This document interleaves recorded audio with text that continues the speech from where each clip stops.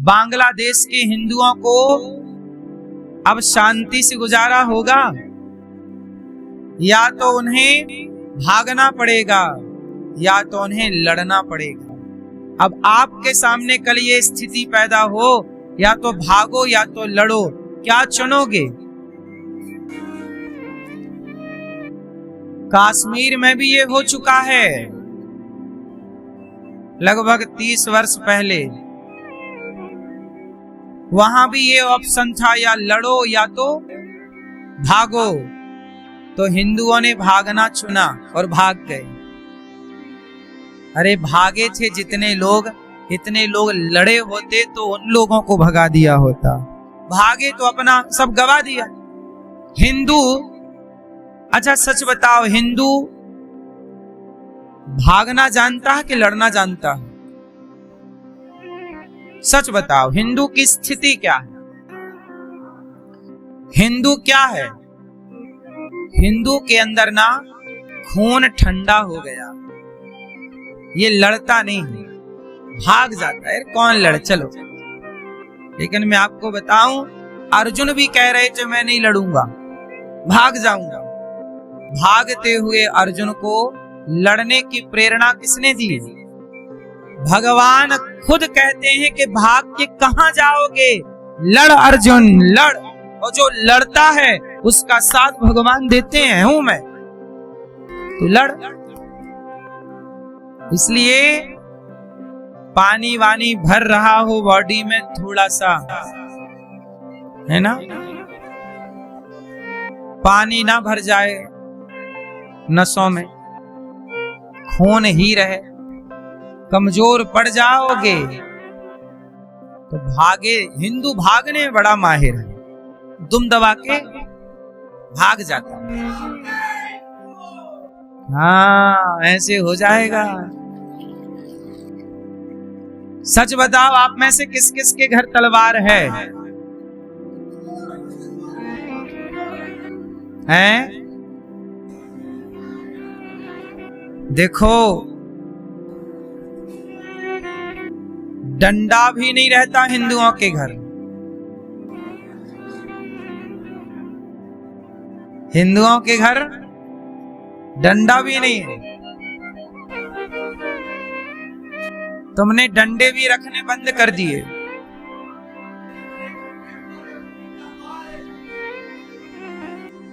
इसलिए हम आपको 100 बात की एक बात कहें कि आपकी डिग्रियां, आपकी जमीन, आपकी जायदाद काम ना आएगी। आपके घर के आगे आपके नाम की प्लेट लगी है ना, बस उसे उखाड़ के दूसरा अपना नाम लिख देगा, हो गया उसका। आपके खेत पे आके वो खड़ा हो जाएगा, कह देगा ये हमारा, तुम्हें भागना पड़ेगा। पाकिस्तान कितना बड़ा था, कितना बड़ा भूभाग था, और वहां हिंदुओं की खेलती हंसती आबादी थी। हजारों साल से वहां हिंदू रहा करते थे। पल भर में बंटवारा हो गया, सबको खेत घर छोड़ के आना पड़ा कि नहीं?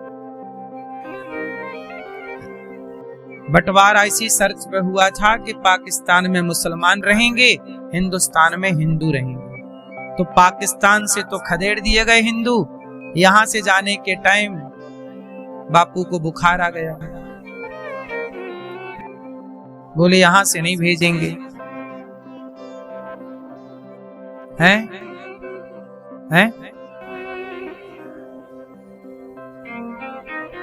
अब देखो, तसल्ली आप कैसे भी कर लो, आप तसल्ली कर लो किसी का भी नाम लेके। आंखें मूंद लेने से संकट नहीं टलता। शुतुरमुर्ग क्या करता है, जब संकट सामने देखता है तो रेत में अपना मुंह डाल लेता है। उसे लगता है हमें नहीं दिख रहा है, मतलब सामने कोई संकट नहीं है। केरल से हिंदू खदेड़ दिए गए। फिनिश है केरल, लगभग फिनिश है। कश्मीर आपके सामने है। बंगाल से हिंदू खदेड़े जा रहे हैं। यूपी में कितने शहर हैं जहां हिंदू अल्पसंख्यक हो गए। अभी मेरे पास एक बच्चा आया, बोले महाराज जी हम अपने गांव से भाग रहे हैं क्योंकि हमारी आबादी हो गई कम, विधर्मी हो गए। अब जिस गांव में वो पीढ़ियों से रहे, आज वो गांव छोड़ के भागना, अब क्या कर लो। आज अभी 2025 की बात कर रहा हूं, भारत की यूपी की बात कर रहा हूं। गांव से हिंदू खदेड़े जा रहे हैं। बस आप लोग अभी इस बात से खुश हैं कि उनके घर में आग लगी है, हमारे घर में थोड़ी लगी है। भूल गया हिंदू कि आग उनके घर में लगी है तो आग तुम्हारे घर तक भी आने में बहुत देर नहीं। सुनो, जंगल में दो शेर थे। जंगल में दो शेर रहते थे। एक शेर जवान था, एक शेर थोड़ा सा बूढ़ा था। दोनों की अच्छी मित्रता थी, फ्रेंड हैं, दोस्त। बूढ़ा शेर और जवान शेर में एक दिन कुछ कहा सुनी हो गई, आपस में मतभेद हो गया, मनभेद हो गया, दोनों में कट्टी हो गई। बात नहीं करेंगे, चलो। बूढ़ा शेर अब कुछ बूढ़ा और हो गया तो जंगल के कुत्तों ने बूढ़े शेर को घेर लिया कि अब तो ये बूढ़ा हो गया और इसके जवान दोस्त से इसकी बोलचाल भी नहीं है, चलो अब इसे मार डालते हैं। तो जंगली कुत्तों ने बूढ़े शेर का शिकार करना स्टार्ट किया, उसे नोचने लगे। जवान शेर को पता चला कि मेरा दोस्त संकट में है, दौड़ पड़ा और जवान शेर आया दहाड़ा, सारे कुत्ते भाग गए। तो उन कुत्तों में से एक कुत्ता बोला कि भाई आपकी तो खटपट थी, आप क्यों इसकी मदद करने आ रहे हो, मर जाने दो।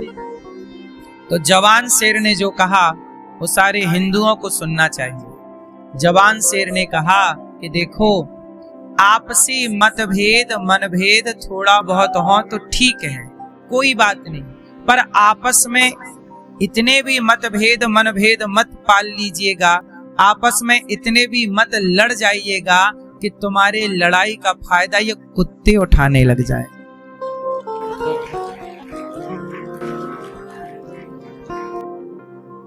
मेरे सनातनियों, हम आपस में ना लड़े होते, आपस में मतलब ब्राह्मण क्षत्रिय वैश्य शूद्र, हम चारों यदि संगठित होते तो क्या हमें मुगल कभी गुलाम बनाते, अंग्रेज कभी गुलाम बनाते?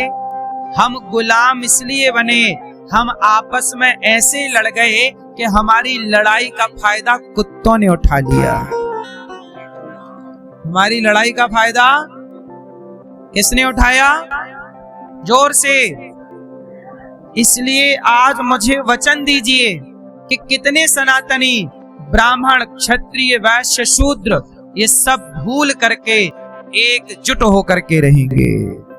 सनातन ब्राह्मण क्षत्रिय वैश्य शूद्र ये चारों कौन हैं? भाई हैं।